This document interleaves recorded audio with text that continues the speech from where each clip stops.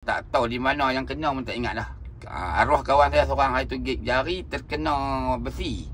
Ya. Kalau pergi klinik memang 14 jarum, 13 jarum lah. Ya. Pasal terkoyak tu Ya. saya bagi buka satu jungkian, bagi dia pokok sapu tempat luka di jari-jari ni. Ni jari-jari semua bagi dia sapu. 5-6 hari hilang. Kering terus, parut pun tak ada. Tak ada parut. Tanya dia tempat jari hang tu tak mana. Dia tengok tak tahu. Dia ni pun tak tahu mana. Dia ni tak tahu di mana aku luka kata dia kata. Dia ni tak nak jumpa dia tak boleh dia bawa arwah ya. Ya. Dia kecil mana? Darah tinggi. Darah tinggi Okey, assalamualaikum bang. Waalaikumsalam. Abang makan Lingzi ni dah berapa lama? Lebih kurang daripada penghujung tahun 2019 sebelum Covid. Ya. Sebelum Covid dah makan. Bukan setakat Lingzi, lagi kopi, Vitaking. Tapi waktu Covid Vitaking diharamkan, bukan diharamkan lah, disimpan lah. Tak dia benar. Stok Pak Harim mesti tukut. Itulah. Lagi ubat gigi.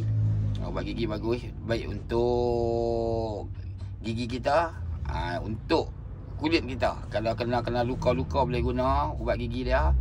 Kalau kena minyak panas boleh sapu. Ada testimoni yang abang rasa yang memberi kesan yang besar dah tentang ubat gigi ni. Ada cerita apa? Ada cerita sikit. Ubat gigi ni perempuan Gerinzi kita. Gerinzi lah. Bini saya terkena minyak panas. Sedang goreng ikan tu, tiba-tiba minyak ikan tu tak tahu, ikan mesti bila goreng mesti meletup. Bila meletup minyak jatuh atas di kaki. Menggelembung bengkak. Jadi ubat gigi ni memang kita ingat ubat gigi ada orang tua-tua dulu guna ubat gigi, tapi guna Colgate ada parut. Tapi Gerinzi ni satu yang bagus, dia tak ada parut. Selepas 3 hari dia hilang, parut pun tak ada, apa kesan tak ada. Tak tahulah di mana yang kena minyak pun tak ada, tak nampak. Macam tu juga Yungkian kalau kena luka-luka apa di gigi, kalau kena kucing cakak ke apa ke, kalau kita pukul sapu dia saja 3-4 hari hilang tanpa parut. Tak tahu di mana yang kena pun tak ingat dah. Arwah kawan saya seorang hari tu gig jari terkena besi. Ya. Kalau pergi klinik memang 14 jarum, 13 jarum lah. Ya. Pasal terkoyak tu Ya. Saya bagi buka satu jungkian, bagi dia pokok sapu tempat luka di jari-jari ni. Ni jari-jari semua bagi dia sapu.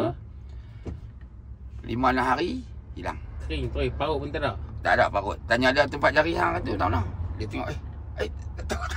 Dia ni pun tak tahu mana. Dia ni tak tahu di mana aku luka kata dia kata. Dia ni tak nak jumpa dia tak boleh dia bawa arwah ya. Ya. Dia kecil mana? Darah tinggi. Darah tinggi